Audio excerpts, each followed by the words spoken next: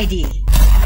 Aset yang digugat oleh si mantan suaminya, mantan ya berarti bekas. Kalau bekas berarti tidak lagi gitu loh. Ya. Yang menurut penjelasan Janet tadi, semua ini pakai uang dia. Seperak pun tidak pakai uang laki-laki itu. Itu untuk Janet. Nah, saya bacakan di sini. Soal keputusan tergantung majelis hakim yang mulia ya. Begini, yang digugatnya untuk dengan alasan kodok gini itu satu, rumah di Paramount Land Gading Serpong Cluster Aliante ya di Tangerang Selatan. Itu pertama. Yang kedua, ada tanah dan rumah di Jalan Melati Raya di Jatirahayu, Bekasi. Kemudian yang ketiga ada apartemen di apartemen Gateway Pastor Bandung ya. Kemudian ada kendaraan mobil ya, Alphard. Kemudian ada kendaraan Honda Civic. Kemudian ada Harley Davidson 1 unit.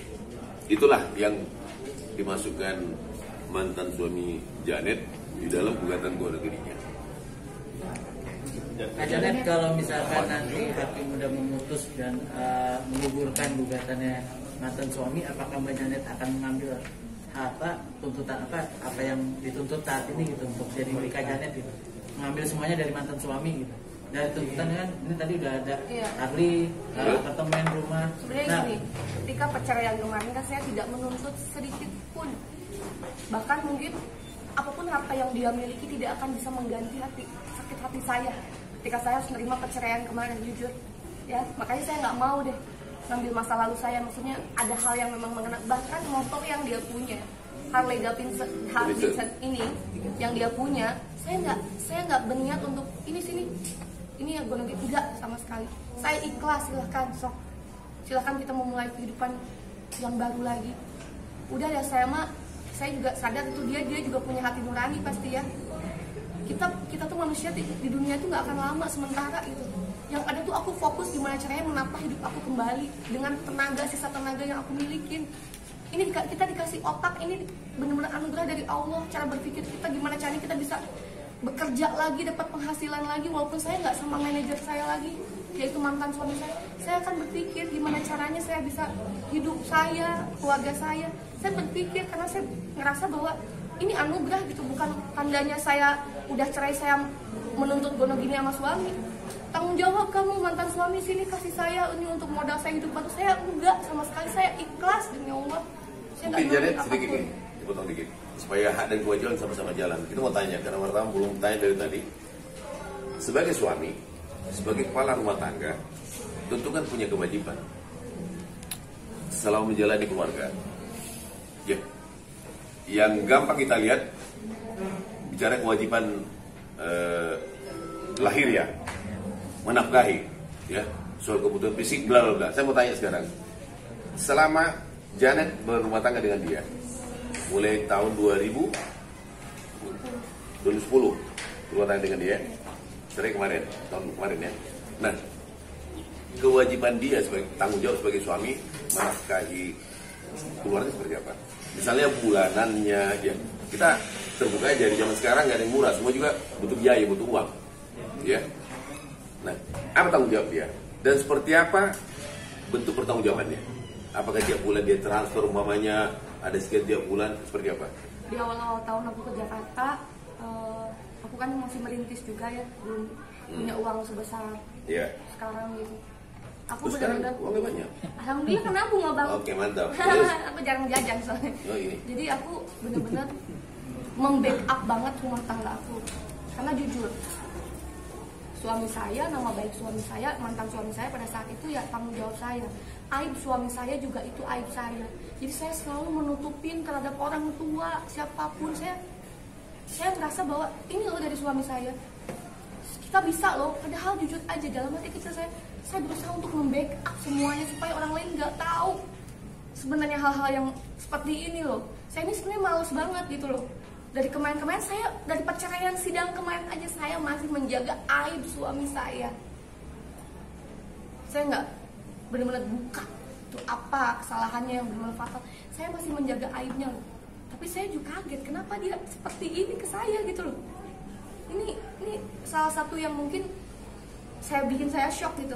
Kenapa? Di mana hati nuraninya? Kedua, kewajiban dia pada saat itu saya tidak mewajibkan dia memberi nafkah.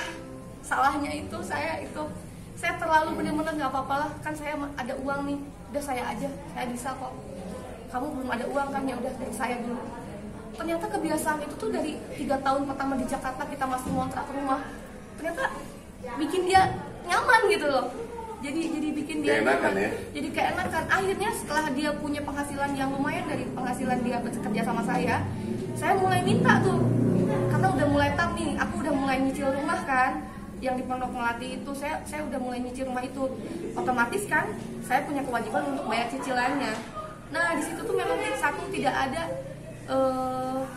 kesadaran dia untuk bantu nyicil saya gitu loh. Padahal itu kan rumah kita tinggalin bareng-bareng, aku yang DP-in dan aku yang memperjuangin gitu untuk bisa dapat rumah itu. Dan yang kedua, ketika dia punya penghasilan sendiri nih, kebutuhan uang saya udah saya pakai cicil ini itu segala macam, backup rumah tangga. Saya cuma minta dia tolong dong kasih saya buat makan aja. Kamu dosa loh. Jadi artinya saya itu dosa loh kalau nggak ngasih nafkah. Ya udah deh, seikhlasnya kamu berapa.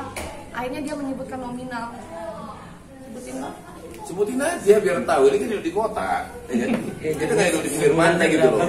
Kalau pinggir pantai kan makan murah, tidur pakai bedeng bisa, nggak perlu pakai listrik, ya kan? Jadi pada saat itu aku punya cicilan rumah kan di rumah di Bekasi sana dengan kebutuhan listrik yang lumayan, belum lagi maintenance kayak AC, kulkas dan segala macam, belum lagi kebutuhan makan. Yang pada saat itu saya ngajak kedua orang tua saya untuk tinggal di lantai 2, saya di lantai 1, orang tua saya di lantai 2.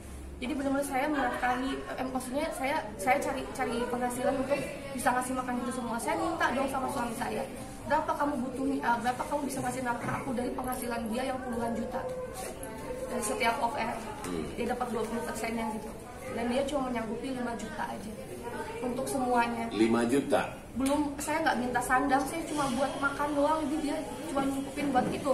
Ya itu untuk semua, sandang, pangan, papan. 5 juta disanggupin? Apa Pak? Kita ini sambil Bang, saya potong dulu. Mbak Janet tadi belum dijawab gitu. Kalau misalkan nanti hakim memutus gugatan ini digugurkan, gitu, apakah Mbak Janet akan meminta semua asetnya yang ada di Mas Alif? Ya tentu saja. Kalau misalnya seperti ini, dia menginginkan misalnya ya, ini dia merasa ada haknya dia di dalam hartanya Janet. Jangankan haknya dia, mungkin anak-anak yatim juga mungkin ada haknya di saya. Kecuali dia minta dengan baik-baik.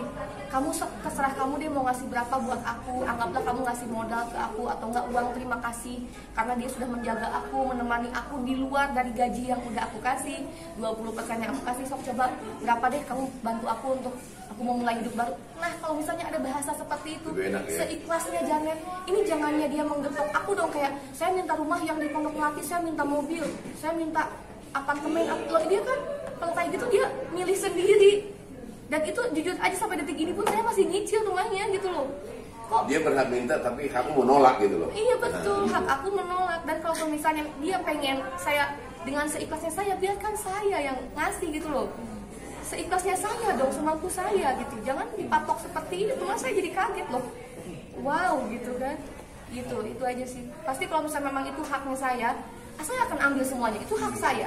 Tapi ketika saya ngerasa itu ada hak orang lain, jangankan mantan suami saya, anak orang lain pun yang mungkin ada rezekinya di saya akan kasih.